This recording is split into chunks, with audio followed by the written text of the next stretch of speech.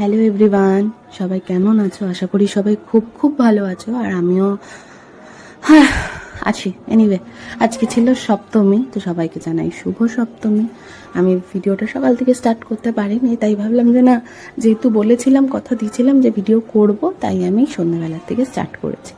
আর সন্ধ্যাবেলায় স্টার্ট মানে মেকআপ থেকে, তো ভাবলাম তোমাদের সাথে এটা থেকেই স্টার্ট করে শেয়ার করি।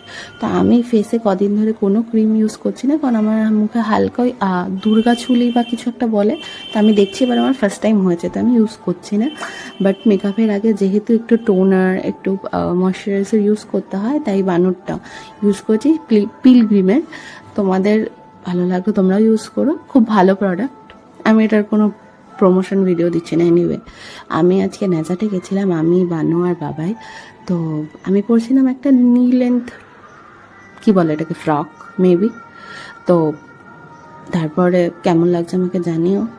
তো যাওয়ার আগে মামুনি, এই ননা আর বানুর শাশুড়ি তিনজনে মিলে এই পারেই ছিল, ওরা যায়নি। তো আমরা গেছিলাম ওপারে গিয়ে যে দেখো রাস্তায় ভিড় ছিল, বাট সেদিন যেহেতু ছিল সপ্তমী, সেদিন অতটা ভিড় ছিল না ঠিকঠাকভাবে, মানে অল্পের উপরেই ছিল। তো তারপরে গিয়ে এই ঠাকুরটা আমার বেশ পছন্দ হয়েছে, মানে আমি জানি না এটাকে আমি কী বলে ডিসক্রাইব করবো, বাট সিরিয়াসলি খুব ভালো লেগেছে আমার।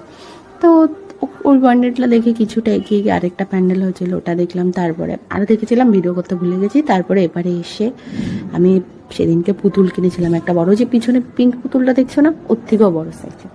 তো তারপর আগে বাবা একটু মিষ্টি আর পাউরুটি খেয়ে নিয়েছিল, কারণ আমাদের ছিল সোমবার, আমরা সোম মঙ্গল ভেজ থাকে, তাই বাইরে আর কিছু খেতে পারিনি। আর এই যে মাঙ্কু নিজে পছন্দ করেই ওই ডগিটা কিনেছে। আর তারপরে দেখো মণ্ডপে সুরে কি নাচ, কালা চশমা নাচ করছিল কিন্তু। বাইরে ভিডিওটা কেমন লাগলো জানিও তো।